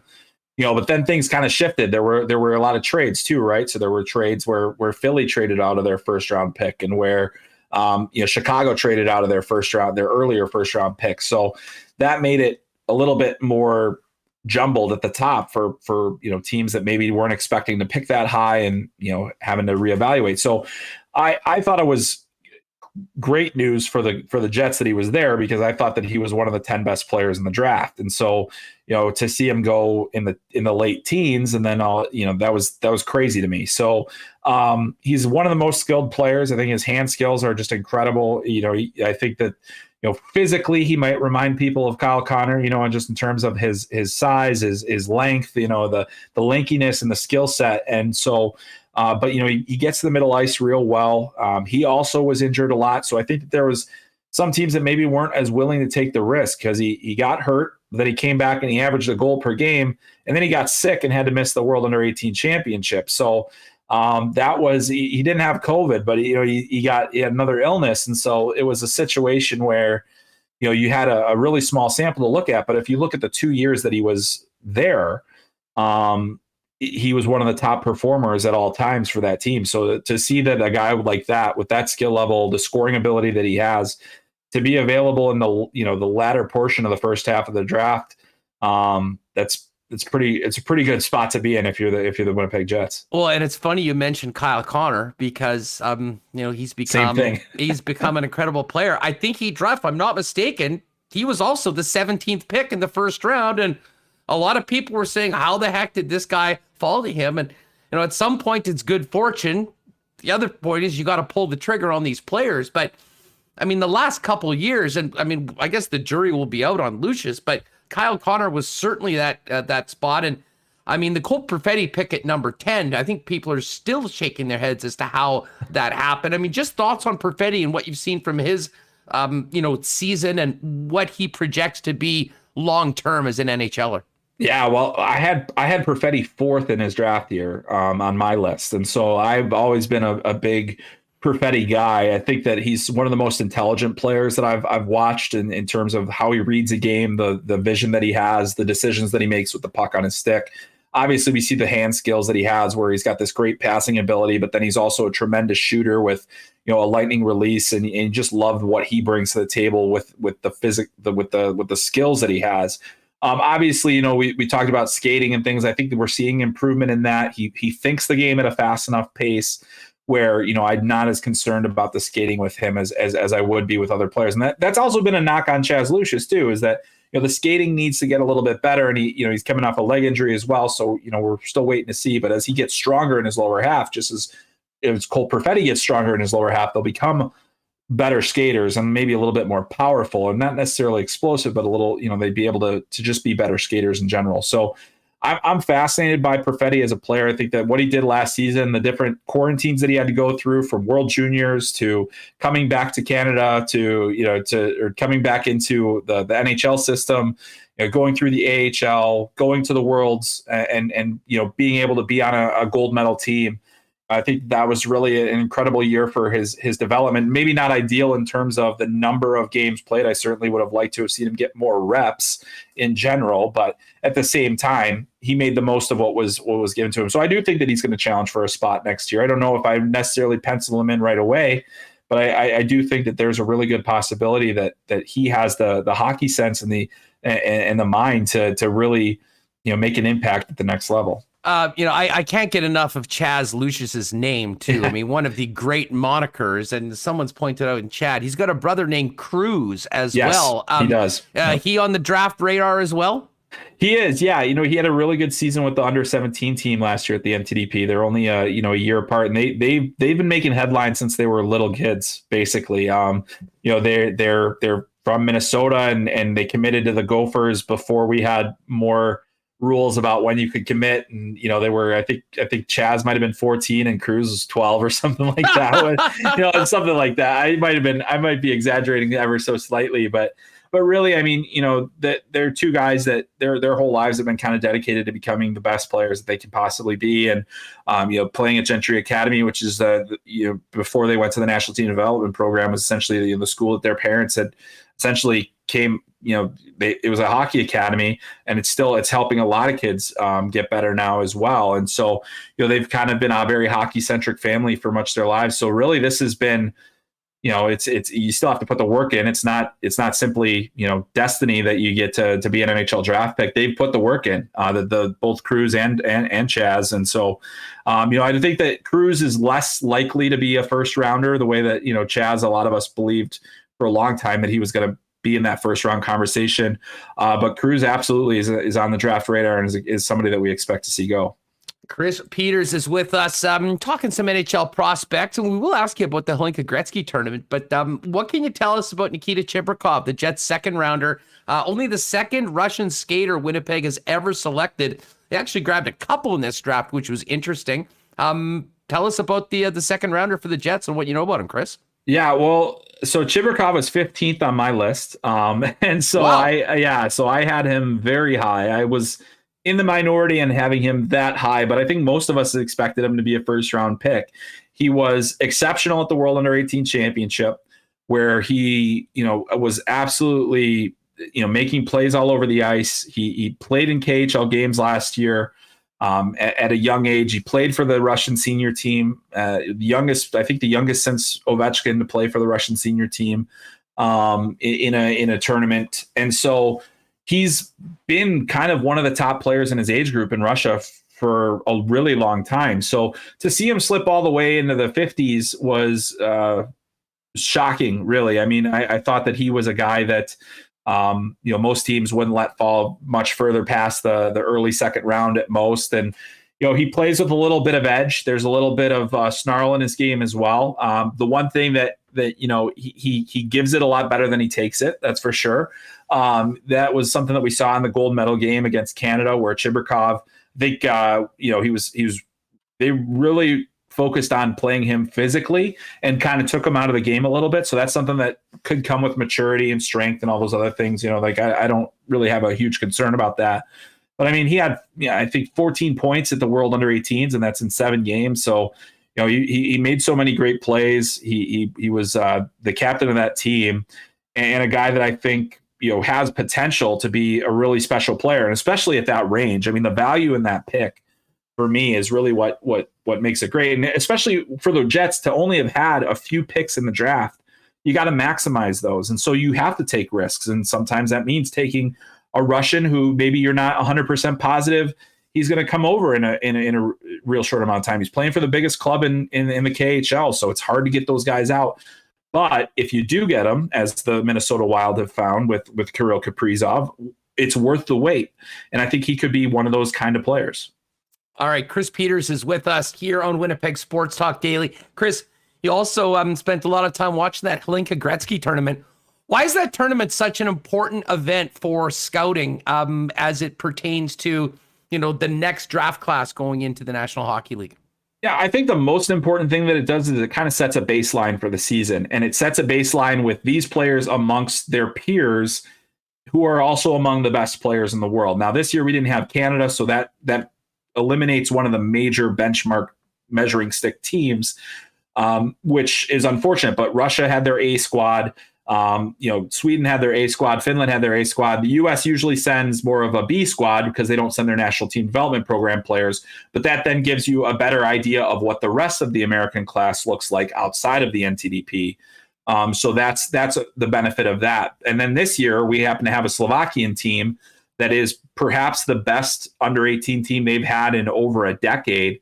And that really is. They have several guys that will be high draft picks in the next draft. So it's a great opportunity to see those guys side by side competing in a high level tournament. And you still take it with a grain of salt because it's August. These guys, it's August after a pandemic season. So, you try not to read into too much to it, but it does set that baseline. And then it gives you something to go off of as the season progresses. And then that's when, you compare how a lot of these guys played this season at the Hlinka to how, did they make the under-18 World Championship team? Were they an impact player at that event? Did they still have the same level? And it's basically just kind of an appetizer for the rest of the season. So you use it and you hope that you have a book on them. And a lot of these guys, NHL teams had to focus so much on video, so you're not getting as many of those secondary views, guys that you would see when you're watching other players. So, you're trying to get those guys under control. So this year, I think it was a much more important tournament than ever before, just because a lot of those guys didn't get the views last season that you would normally have gotten just by watching other players. So that's what I think will ultimately be the real import of this event. Well, and if I'm not mistaken, the event was in Slovakia, and the Slovak team, didn't they pump the Finns 6-0 there at the end? That must have been just an amazing story for the event itself. Oh, it is, yeah, because the Slovakia had never been in the championship game before. So it's co-hosted by the Czech Republic and Slovakia, and so Slovakia played all their games in Piešťany, and they, it was amazing to watch, because even though they lost pretty big in the final to Russia, which was the far better team, the fact that they beat the US, beat Sweden, beat Finland, and pretty handily in all situations, and had guys like Simon Nemec and Juraj Slafkovský and Filip Mesar and their goaltender, they had so many guys contributing to that. And really, Slovakia has been out of the international picture for so long in terms of, they're actually, that age group won't get to play in the Under-18 World Championship because it was relegated 2 years ago. And because of COVID, there was no relegation or promotion this year, so they didn't have a way back in. So this was their primary event this year, and they came to play. And boy, did they ever put on a show. They have speed, they had skill, and they had a lot of talent. So it was a lot of fun to watch. Chris Peters is our guest. Follow him on Twitter at Chris M. Peters. We'll get him to fill us in on where you can get more of his content in a minute. For fans that aren't draft nuts, but, want to know the top prospects, just to pay attention through the year. We've heard the name Shane Wright. We know Connor Bedard's coming around the way. Matvei Michkov, the Russian. Who are sort of the guys that we'll be hearing more and more about this season as projected sort of top of the draft picks next summer? Yeah, well, Shane Wright, I think, is probably most likely to go wire to wire as the number one. I don't think that there's, at least at this point, at this very, very early stage, I don't see anybody that's in that caliber. However, I think that there's a couple of Russian guys that people are going to have to know about. One of them is Ivan Rashnashenko, who was the captain of the Russian team that just won the Holinka. I think he's got a really good opportunity to be the number 2 pick in this draft. He's got strength, he's got physicality, he's got speed, he's got tremendous skill and a great shot. And he was supposed to follow the path of Andrei Svechnikov. He was planning to come to the USHL last year, then go to the OHL, and then go get drafted and hopefully play right away in the NHL. Didn't work out. He's now signed with Omsk in the KHL because of COVID, he wasn't able to get over to play for Muskegon. And so he's going to be playing for one of the top clubs in the KHL, the defending Gagarin Cup champions. If he gets a lot of KHL games, I think he's going to be a guy that everybody's going to know about pretty quickly. Then there's also Danila Yurov, who's very similar in terms of he's got good size, he's got speed, he's got scoring ability. They both played on the World Under-18 Championship last year. Yurov is a late 03. He was the youngest player to score in the KHL last season and the second youngest ever to score in the playoffs. And he's got a lot of talent. He's really, at any moment when he's engaged, he's one of the most dangerous players on the ice. The top American this year is probably going to be Logan Cooley, who plays the National Team Development Program. He's got great speed. He's not the biggest guy. He's committed to play at Notre Dame the year after. So he's going to be a guy to know, but really, really speedy. And then also Finland's Brad Lambert and Canada's Matthew Savoy are probably the other guys. Savoy has been known for years. He tried to get exceptional stats, obviously in Winnipeg, of course, everybody's going to know him there. Yeah. But he tried to get the exceptional status and didn't get it. I think that ended up being the right thing for him. And then he played in Dubuque this year, and he was outstanding in the USHL. He scored a lot of goals, made a lot of plays. It was very good for his development because that's a very difficult defensive league, and he showed that he could break through that with his skill. And then Brad Lambert, I think, is one of the best skaters that we'll see in this draft class, and dual Canadian Finnish citizen and plays for Finland internationally. We'll expect to see him at the World Juniors this year playing for Finland. Yeah, I always laugh when I hear Brad Lambert of Finland. He's short about 10 consonants in his name, but it is a great story. Chris, I've loved all the work that you've done over the years, ESPN, CBS Sports. Fill us in on where all of your content is right now and people can find out more about what you're working on. Yeah, so I'm an independent guy now, which has been a lot of fun. So you can relate. This is not a bad deal, right? So yeah, it's most of my written work is pretty much all of my written work is at hockeysense.substack.com. There's draft rankings and all that other stuff that I would do all the time anyway. A lot of post-draft analysis and international hockey, college hockey, all those things. And I also have a podcast called Talking Hockey Sense, which is available wherever you get podcasts. So yeah, just trying to continue doing this prospect thing on my own. It's a little scary. It's kind of expensive to do this kind of work. So I'm trying to manage that well, but I've been really thankful for everybody that has signed up and supported the website so far. It's again, hockeysense.substack.com. And yeah, I really appreciate the support that I've gotten and hope for more. Hey, well, we appreciate you coming on with us. Let's do this again sometime, Chris. Thanks so much for doing this. Yeah, absolutely. My pleasure. Thanks so much for having me. Appreciate. There he is, Chris Peters at Chris M. Peters, following the National Hockey League draft and prospects in the game, both here in North America and around the world. Great conversation. Thanks again to Chris for coming up. And yeah, if you go to Chris's Twitter feed, there's a link right there with all of his work going on. All right, that was a lot of fun. We'll get Michael Remis back in here. We've got to do a few things here before the end of the program. We will get to our picks for the track tonight. We will also guess the lines for the Canadian Football League season. For week 2. We're still waiting for them to officially be out, but I can't tell you that coming up at, what time is it our time? I believe 5 o'clock, 4 o'clock or 5 o'clock this afternoon. We get the first of not one, but 2 games for the Toronto Blue Jays. Now, the first game is going to be a home game, as it was made up from a rainout earlier in April. And then later on, they'll be going at it again, 2 7-inning games. Jays, a minus 175 favorite in the first game, and a minus 156 favorite in the second game. Let's just see what would happen if we put those together. Plus 158 for a sweep for the Blue Jays. And Rima, when you consider how hot this team has been, you hope that the day off doesn't cool them down, but a lot of momentum and a lot of positive energy within that Jays clubhouse right now. Very much looking forward to seeing these games tonight. Oh, yes, 2 games. I did pick up Ross Stripling, one of my fantasy leagues, for a spot start. Steven Matz, the other starter for Toronto. So let's see if they can keep it going, keep making that push towards the playoffs. Only 3 games out of a wild card. Nice matchup here against the LA Angels, or Anaheim Angels, if you still want to call them that, which I usually do. But it's so crazy to me how poor that they've been in the standings, despite having the best player in the league in Mike Trout and this year's probable MVP in Shohei Ohtani. They still can't get it done. I mean, their big free agent signing, Anthony Rendon, he was great in Washington. He's injured. He's out for the season with a knee injury. They just haven't been able to put it together, and I think it's really sad that they have such, Mike Trout, the best player of the last, over 5 years, 8 years, and they haven't even had a sniff of the playoffs, nothing. So they just don't have the pitching. I don't know. So you hope Toronto can keep it rolling here. Now, speaking of baseball, I just have to ask this, and I'm sure this has probably been addressed already in the chat. But no, don't stay on here. I'm not going anywhere. I just put it on you. I want to ask you about this hat you're wearing. Oh, a sick hat, yeah. What is that hat? Is that like the Nashville Sounds or something like that? Nailed it. Nashville Sounds. Are you serious? AAA, yeah, you got it.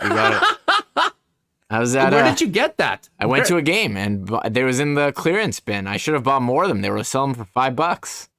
So I wanted this in black, but they only had it red. It's a, I'll go like this. It is a guitar with a baseball in it. I thought, that is a sick logo. So that is cool. I figured I went to a game. It was awesome stadium, great atmosphere. It was really hot. That was my only complaint. And I wish I would have bought more of them, but this is a sick hat.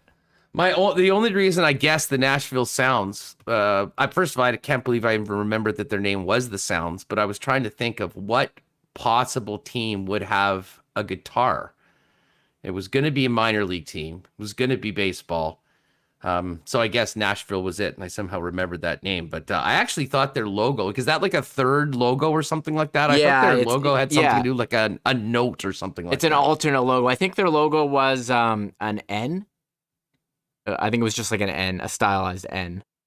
Oh, okay. But this was like an alternate one. They had it in black too, but they were sold out of black. So I went with the red. Not really my color, red, but I have it. No, you're pulling it off. You've got that red Canada baseball hat that you pull out once a year. I got a bunch of Canada ones. Canada Day hat. Waiters 27. Name that logo with Hustler should be a game. I'd be in. That would be fun. Stump the Huss. Well, let's see. We could make that happen at some point. Should mention that we've got some great tennis in Canada going on right now, and all the odds are up as well at CoolBet. Coming up, we've got Grigor Dimitrov playing Riley Opelka. Opelka, the American, took out Nick Kyrgios yesterday, and it was a tough run for our boy Vasek Pospisil, the Canadian. He was eliminated last night to an American. Still waiting for a line on Chapo, but Felix Auger-Aliassime, heavy favorite. He's going up. He's got a morning match tomorrow against Lachovic, but ATP Rogers Cup there. And then on the other side of things, the WTA Rogers Cup is going on as well.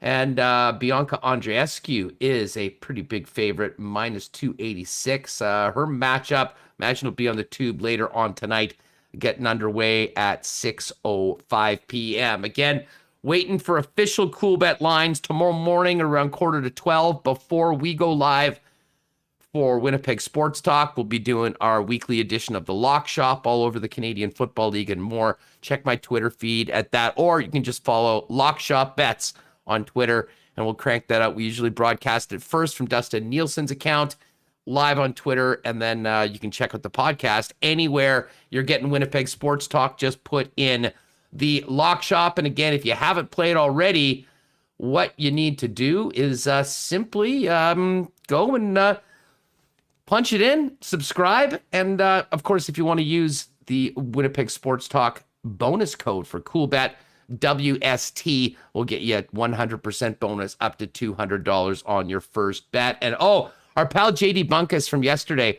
also puts in the Cowards Parlay, the boosted odds Cowards Parlay. Remis, I just mentioned that if you put in those two games, it's plus 158, plus 215. I think I'm going to get on that, and I'll be enjoying the Jays tonight. Sweep?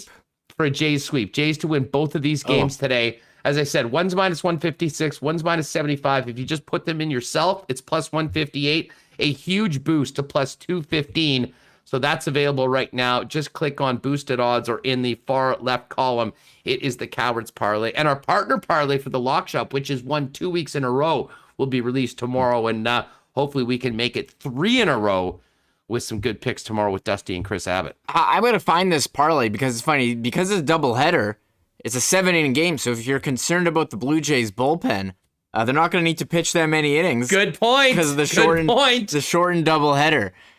So hey, I'll get in on that. I'll throw down.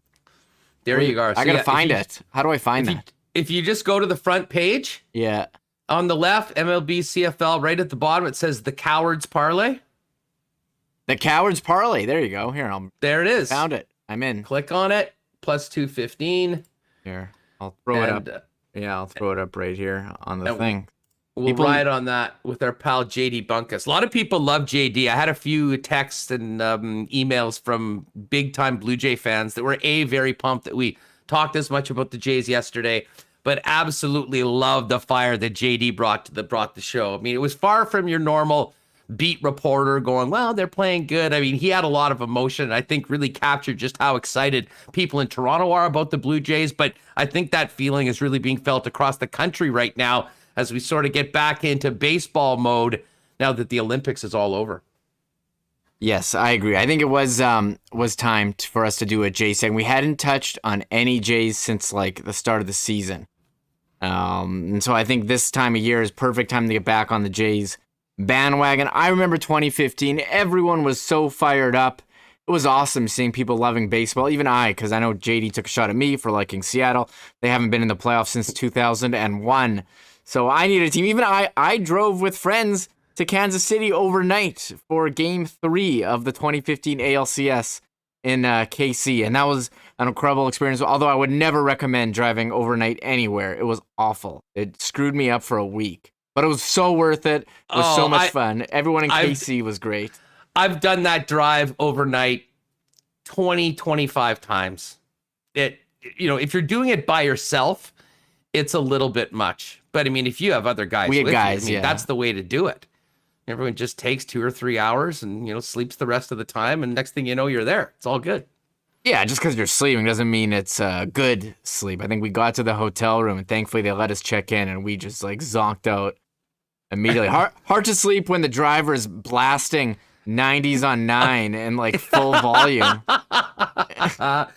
Stickster, are your other sports bets as good as your horse racing picks? Should I be confident or worried? Well, listen, the bar is set low when it comes to the horse racing picks. Remis has had some good ones. Hey. I did pick the winner in the Derby. I'll hang my hat on that. But yes, the horse racing we really are doing for fun. It's a fun little competition throughout the year. A little more focused and a little more serious when it comes to the sports betting. And can tell you, there'll be a lot of thought going into these CFL lines once we get them for the lock shop tomorrow. And come NFL season, it will be, we'll be talking tons of Jets and Bombers and all those things, but we'll also, I would say probably by next week, start cranking out, a fantasy segment towards the end of a number of shows for people that need it, and start getting some, reports about what's happening around the National Football League, because as much as everything's sort of caught up on all of us and we're just starting the CFL, we're getting into preseason NFL action this week, Remis. I'm already getting emails for when all the drafts are for fantasy leagues. And before you know it, we're going to have Sunday football back start to finish, red zone, and everything that comes with it. And oh my God, I can't wait. Yeah, I'm really excited. I don't do too many season long, but I see a lot of people ramping up, and I know a lot of people do season long. Fantasy still the number one. So it's that time of year for sure. We'll have to do some NFL fantasy and hockey fantasy as well as we get close. Maybe even do a draft, with some people. My dream, Huss, is to stream a draft on here one time. So maybe we'll make that happen eventually. I got a couple dreams. I want to stream a draft, and I want to create a game show for listeners. This is me talking aloud, and I've looked into that. I love it.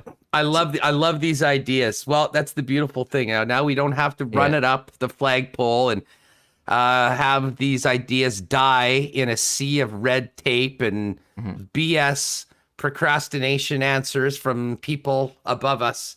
Yeah, we can just go and do it. So I'm with you on both of those. I'm all in. Let's go. And one other thing, I see a lot of people doing this. Like Ken Weeb has his mailbag, and Murat's like, "Hey, throw me any questions, guys. Give me questions. I'll answer them. It'll be a column. I want it tomorrow. It's Wednesday in the middle of summer. We can do an Ask Us Anything show where if you have questions, we'll tweet it out after the show. If you've got questions about sports or your Jets, Bombers, fantasy, betting, anything else, even anything food related, we'll tackle them. So we can definitely do that. One thing you're talking about CFL, we did have some quarterback news actually. I saw 3 Down Nation reporting Ryan Dinwiddie's named McLeod Bethel Thompson the starter for Friday night's game. Nick Arbuckle still not healthy, and I'm not convinced Nick Arbuckle is a better option than McLeod Bethel Thompson at this point. Has Nick Arbuckle ever proved anything in the CFL? No, not really. He's shown that he could win games, and he probably was going to be a great QB, but he's never done it long term for any team right now. And he's now with this third organization, albeit never got a chance to play in Ottawa.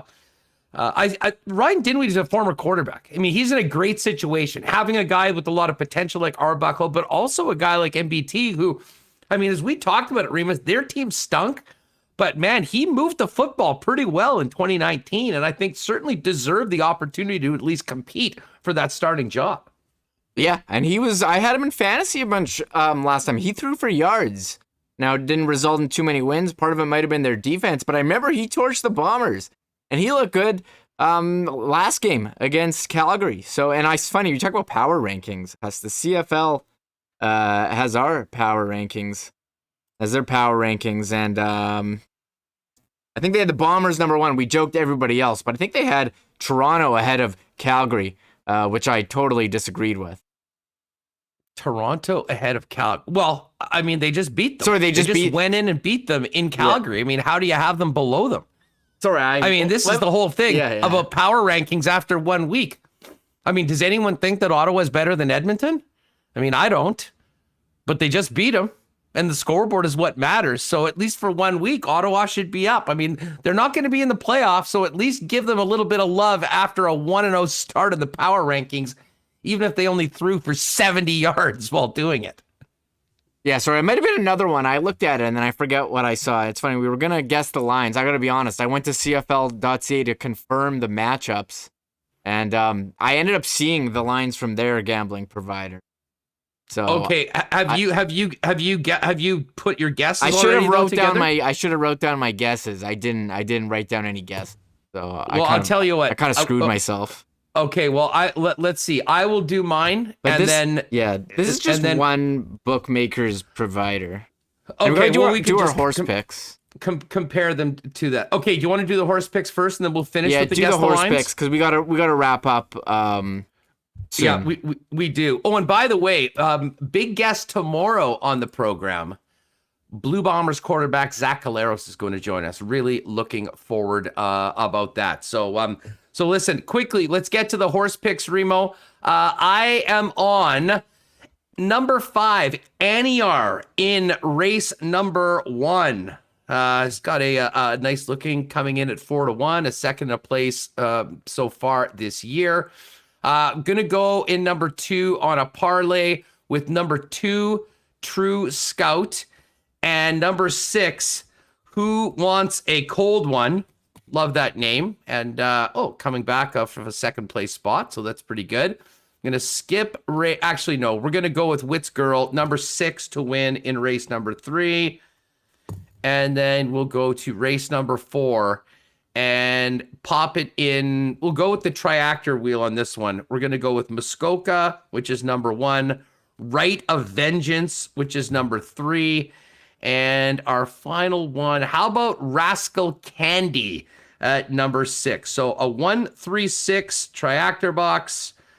That's a $6 bet. We'll put those down. So I'll put $20 over those 3 bets. That's where I'm going. Remo, where are you going? All right, I am going with, I'll give you my picks right. I only went with the best named horses this one. Let's see, I'll go race 2. Horse 6 to show. Who Wants a Cold One, Huss? I had to bet on a horse with that name. Yeah, great name. Who Wants a Cold One? And here, let me switch to this view. We are rocking race 5, horse 6 to win. Horse 6, Drizzy. Big fan of Drizzy. He's won for me. I had to bet on Drizzy. Okay. Race 6, a 4-5 Quinella. So that's Major Munnings and half in the wrapper. I know we've seen half in the wrapper on here a bit, but this is my lock. This is my lock. Remy Rising Star. It's not quite Remo, but it's Remy, and people have called me that before. So Remy Rising Star to win. And that is a program selection too. It's not just me taking a long shot. So I'm going with Remy as a pick. All right, if you want to bet with us, folks, hpibet.com.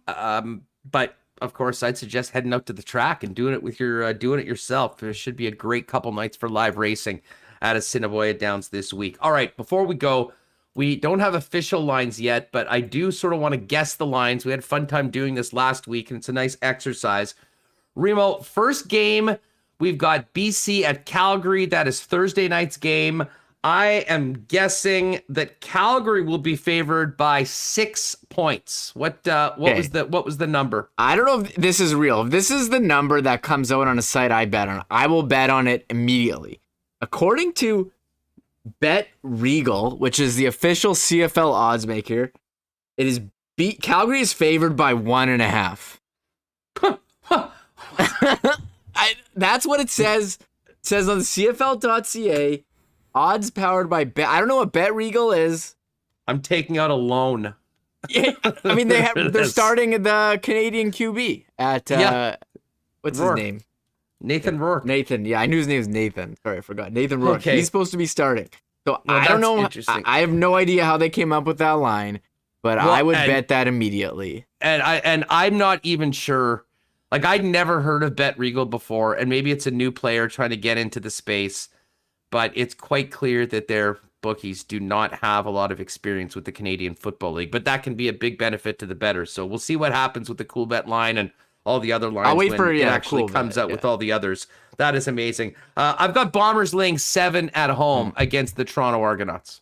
Yeah, that's what they had. They had Bombers -8 on the CFL. This is CFL.ca. So I was going to make my own. I should have just done it without looking, but I went to look at the matchups at CFL.ca, and I'm like, oh shit, they have the lines right there on the damn website. So they're really going with this partnership with Bet Regal. Well, I guess that's what they're paying for. Third game, Montreal at Edmonton. First game for Vernon Adams Jr. and the Alouettes.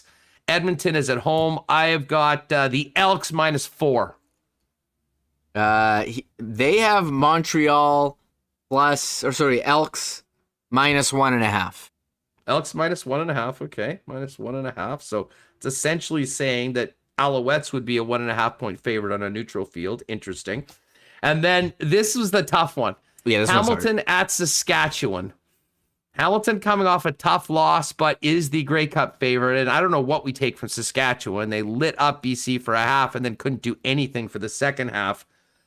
I'm saying Hamilton's going to be laying 2 points on the road, 2-point road favorites. You're pretty much. Oh no, Saskatchewan is a 1.5 point favorite, is what this Bet Regal has. So interesting. We'll see what Cool Bet comes out with. I want to see the over-unders when I make my fantasy lineups. We do already have we did our CFL DraftKings league. It's half filled right now, 20 spots. So I put the link out before. We'll tweet it out. But if you want to invite, give us your username, tweet at us, or type it in chat, and I'll throw another link in there. You got it. All right, folks, listen, I'll be looking for that Ticats money line immediately if they are an underdog and hitting that pretty hard. We're going to be talking about it on the Lock Shop tomorrow. You can tune in. We'll get going live at about 11:45. Before we're live on Winnipeg Sports Talk Daily tomorrow, going to have a great show, including Bomber quarterback Zach Collaros. And we do have to thank Jeff Hamilton, who joined us, Manny Arceneaux, in and out. Not our best interview, but the reception was tough. And Chris Peters for some great prospect talk. Manny was talking and driving, and I was like, if something happens, I'm going to feel responsible here. And I had a very uneasy feeling. And he messaged me after, he's like, the reception here in the country is kind of spotty. So yeah, well, no kidding, Manny. We found that out. We didn't need an update on that. I could have called. But I didn't have his phone number. I could have called. He gave it to me, but by then it was too late. At some point we'll get Manny on back. He is a great interview, though. A real fun guy, and who knows? We'll see whether he ends up back in the Canadian Football League anytime soon. Do you want to thank Canadian Club, Royal Sports, the Nick and Nicky DQ Group, Little Brown Jug, Boston Pizza, Not Auto Corp, Paramount Services Limited, Assiniboia Downs live racing tonight gets going at 7:30 p.m. And, of course, Breezy Bend Country Club and Cool Bet Canada. Use promo code WST for a 100% bonus up to $200 on your first deposit. That is going to do it for us. Zach Collaros is coming up tomorrow, everybody. Have a great night. Thanks for listening. Make sure to hit that thumbs up and subscribe button on your way out. And we'll see you tomorrow, 1 o'clock, live every afternoon here on YouTube on Winnipeg Sports Talk Daily. Have a great night. Oh my God! Oh! Shut it down! Let's go home! Thanks for tuning in to Winnipeg Sports Talk Daily. Make sure to subscribe on YouTube and your favorite podcast feed at winnipegsportstalk.com.